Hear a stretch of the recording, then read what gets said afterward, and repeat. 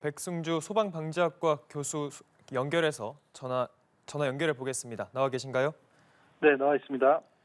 네, 이 김해공항에서 홍콩으로 가려던 에어부산 여객기에서 불이 났다는 소식 전해졌습니다. 우선 승객 169명과 승무원 7명은 모두 슬라이드를 통해 대피한 것으로 전해졌는데 이 과정에서 혹시 어떤 과정을 거치는지 구체적으로 설명해 주실 수 있을까요? 네, 일단 시간 흐름을 보면 26분에 최초 신고 직후에 12분에 대응 1단계를 발령을 했고, 그리고 이제 그 23시 24분에 큰 불을 잡고 또 다시 7분에 완진을 했습니다. 일단은 완진과 그리고 큰 심각한 인명피해가 없이 마무리되는 모습을 보이는데 너무 다행이고요. 일단은 그 매우 위험한 상황이었습니다. 지금 55분에 홍콩으로 출발할 예정이었다고 하니까 신고가 들어온 10시 26분이면은 승객들이 전부 다 막 타고 대기하던 상황에 화재가 발생한 거거든요. 그러니까 화재가 발생을 했으면 항공기 여객기로 승객들이 탈 이유가 없는데 제일 위험한 상태에 화재가 발생을 했고, 이게 자칫 이륙 후였으면 매우 위험한 상태였고요. 또 거기다가 화재가 또 예기치 않게 꼬리에서 동체로까지 번졌는데 이륙 직전이기 때문에 항공유가 연료가 채워져 있는 상태였거든요. 그러니까 이렇게 완진까지 된 것도 매우 진짜 가슴을 쓸어내리는 긴박한 상황이었습니다. 네, 특히 이렇게 이륙 전에 항공기에서 화재가 난다 이런 상황 자체가 조금 특수한 상황인데 대피를 할 때 어떤 점에 주의해야 할까요? 네, 화재가 일단 발생한 상황에서는 우리가 항공기에서는 소화기 교육도 안 시키잖아요. 항공기에서 대피는 골든타임을 90초로 봅니다. 화재가 나면 화재를 끄는 것보다 일단은 인명안전이 우선이기 때문인데요. 실제로 항공기의 비상구를 설계할 때도 지금 해당 비행기 같은 경우도 앞, 가운데, 뒤, 좌우 해서 6군데의 탈출구가 있었고, 항공기를 설계할 때는 전체 비상구의 절반을 사용해서 모든 승객이 90초 안에 대피할 수 있도록 설계를 합니다. 하지만 우리가 항공기를 사용해 보시면 통로가 매우 좁잖아요. 그러니까 대피할 때는 승무원의 안내를 적극적으로 따라야 하고요. 그리고 소지품 같은 거 챙기고 이럴 시간 없고요. 즉시 피난하시는 게 중요합니다. 네네, 이 골든타임이 90초라고 말씀해 주셨는데 90초 네. 안에 혹시 어떤 일들이 벌어질 수 있기 때문에 구체적으로 90초라는 설정을 해둔 건지 여쭤보고 싶습니다. 네. 일단 항공기는 지금 이 이륙 전이면 매우 다행인 상황인데, 일단은 항공기 화재는 해상이든 공중이든 그 완전히 독립된 공간에 있거든요. 그렇기 때문에 화재가 발생했을 때 이 화재가 자칫 비행기의 비행을 피해를 저해를 하게 되면은 심각한 상황이 될 수 있고요. 그리고 화재가 내부에서 발생했을 때는 뭐 창문을 열거나 환기나 재연, 연기를 뺄 수가 없기 때문에 연기가 내부로 급속하게 확산이 됩니다. 그렇기 때문에 피해가 일반 건축물과는 비교할 수 없을 정도로 빠르게 번지는 상황이 되니까 90초라는 상황에서는 피해가 확산된다는 상황이라기보다 화재나 이런 비상 상황을 발견하는 즉시 그때부터 피난만을 가장 중점으로 목표로 삼고 피난하는 게 중요하기 때문입니다. 네, 특히 이번 이 비행기 화재 같은 경우에는 통로가 좁아서 대피하는데 어려움이 있기 때문에 90초 안에 또 조금 빠른 대피가 필요한 것 같고 특히 아까 말씀해 주셨듯이 다른 건물의 화재와 다른 점이 내부에서 발생했을 때 연기가 확산되는 것을 꼽아 주셨습니다. 이 점에 대해서는 구체적으로 어떻게 해결할 수 있는 방법이 있는지. 네, 사실은 그렇습니다. 이게 연기가 확산되는 과정은 일단은 순식간에 시야를 가리게 되고요. 그리고 그 상태에서 뭐 자동식 소화 설비나 이런 것들이 전혀 없기 때문에 확산이 되면 그대로 인명피해로 이어지게 됩니다. 그렇기 때문에 일단은 항공기에서 어떤 비상 상황이 되면은 즉시 가까운 공항으로 착륙할 수 있도록 모색을 하게 되고, 그러니까 빨리 땅으로 착륙하는 게 가장 안전하겠죠. 하지만 그것도 역시 시간이 많이 걸리기 때문에 내부에서는 90초라는 시간은 우리가 쪼개서 어떻게 대응을 한다 이렇게 볼 수 있는 시간이 아닙니다. 그러니까 즉시 피난을 하는 게 중요한데요.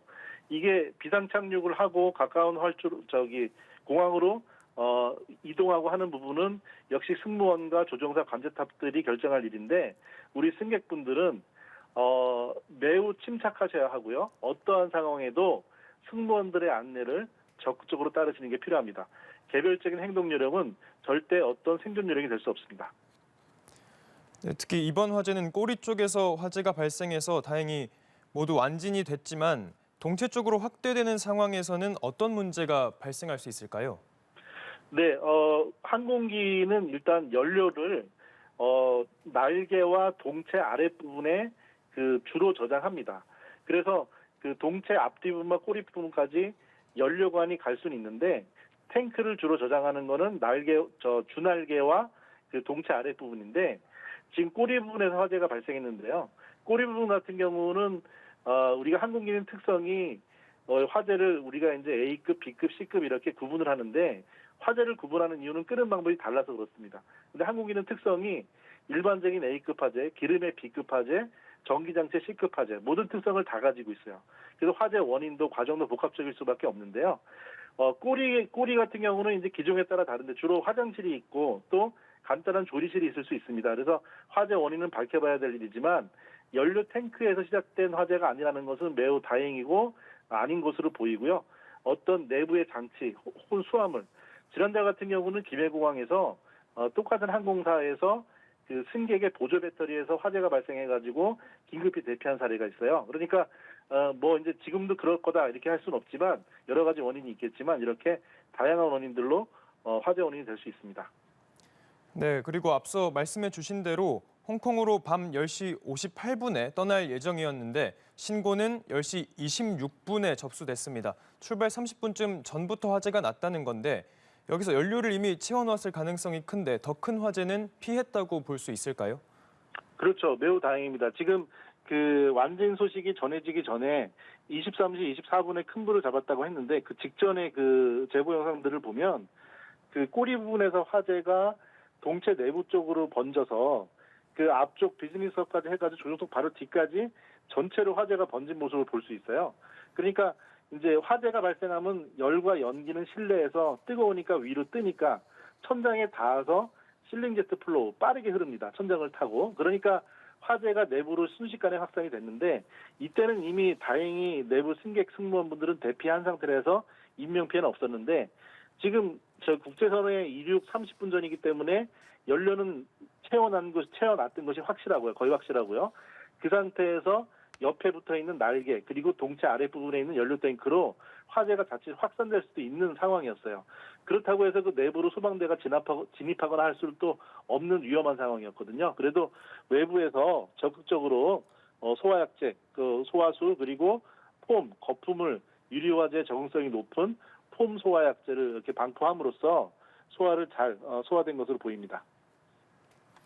네, 그리고 이번 화재를 진화하는 과정에서 굉장히 많은 인력이 투입돼서 빠른 진화에 성공을 했습니다. 그런데 이 항공기 화재 진압에 있어서 다른 건물 화재에 비교해서 조금 다른 점이 있다면 좀 구체적으로 짚어주실 수 있을까요? 네, 지금 이 그 타임 차트를 보면 매우 긴박한 상황입니다. 일단은 이륙한 후에 이런 식의 화재가 발생했으면 얼마나 끔찍할까 우리가 생각해 볼 수도 있는데요. 그러니까 항공기 화재 같은 경우는 우리가 항공유가 매우 큰 발열량을 냅니다. 이게 일반 휘발유 같은 것들보다 조금 안전하게 인하점을 약간 높인 20도 정도 높인 거에 불과하지 이게 일단 화재가 난 상황이 되면 불에 붙은 상황이 되면은 매우 위험한 연료가 되거든요. 그래서 우리가 항공기 화재 같은 경우는 포소화 약제를 씁니다. 기름 화재는 물로 끌 수 없다는 것을 다 아시고 그러니까 물로 끌 수가 없으니까 거품 소화 약제를 내서 이걸 덮어서 화염도 불꽃도 끄고 질식 산소를 차단함으로써 소화하게 되는데요. 이런 것들은 좀 강력한 방포 설비 특수 화학차로 가지고 있는데 역시 김해공항도 화학차는 구비하고 있습니다. 이제 그런데 이렇게 많은 연료를 채운 상태에서 긴박한 상황에서 자칫 수분 수초 사이로 큰 화재로 이어질 수 있는 거거든요. 그렇게 되니까 좀 적극적인 소화 설비를 잘 살펴서 갖출 필요가 있습니다. 네, 그리고 소방당국에 따르면 부상자가 3명 발생했지만 이게 화재로 인한 부상은 아니고 슬라이드를 통해서 탈출하는 과정에서 타박상 등을 입은 것이다라고 소방당국이 밝혔는데 혹시 대피할 때 주의사항 같은 추가로 강조해 주실 부분들이 있을까요? 네, 그렇습니다. 이게 그 매우 심각한 사망에 준하는 피해를 피한 것은 일단 잘한 일이고요. 매우 결과적으로는 좋은 상황인데 일단은 이 팽창식 슬라이드 같은 경우는 미끄럼틀 같은 거 생각하시면 되잖아요. 그러니까 미끄러워서 내려오는데 일반 건축물도 구조대, 병원이나 노후자시설 같은 경우는 이런 비슷한 구조대를 갖춥니다. 그러니까 미끄럼을 통해서 내려오는 것들은 일단 내려올 때 자세를 똑바로 하고 손, 팔 같은 것이 주변에 비벼지지 않도록 가슴 쪽으로 오므리고 정자세를 하고 그대로 내려오셔야 돼요. 그러니까 이런 것들이 아무래도 당황하시고 훈련이 안 된 상황이다 보니까 이제 자세가 이렇게 웅크러들게 되면은 구르는 사고가 날 수 있고요. 골절 사고가 날 수 있고 그리고 팔꿈치, 손 같은 것들을 옆에 잡고 이렇게 하다 보면 이게 미끄러지면서 마찰 때문에 찰과상을 입게 됩니다. 그러니까 이제 지금 2명 찰과상으로 이송됐다고 하는 게 전해지는데 이제 그런 내용 때문에 그런 것 같은데요. 이게 전체적인 인원들의 상황에서 대피한 상황에서 이 정도 피해면 매우 경미하긴 하지만 또 우리가 그런 요령도 알아둘 필요가 있습니다. 네, 그리고 이렇게 항공기 화재 자체가 일단 특수한 상황이기도 하고 현재 국토교통부도 김해국제공항에서 발생한 이 사건에 대해서 중앙사고수습본부를 꾸려서 이제 조사를 이루어질 예정이라고 합니다. 이 화재 원인에 대해서는 구체적으로는 조사가 필요한 상황일까요? 네. 네, 그렇습니다. 이게 그 해당 지금 이제 중형 항공기 정도인데 예를 들어 이제 보잉이나 에어버스나 이제 그 항공기 같은 경우 뒷부분에 화장실은 있고요. 그리고 또 기종에 따라서는 간단한 조리실이 있습니다. 또 그렇지만 또 이게 꼭 어떤 객실 내에서 화재가 발생했다 보기보다 하부의 짐칸이나 어떤 코리의 전기 장치 또 연료 계통 장치에도 화재가 났을 수도 있기 때문에 자세한 원인은 이제 살펴봐야 될 일이고요. 이제 그런데 우리가 이제 일상생활에서 지난달에도 아까 말씀드린 그런 보조 배터리 화재 사고가 있었잖아요.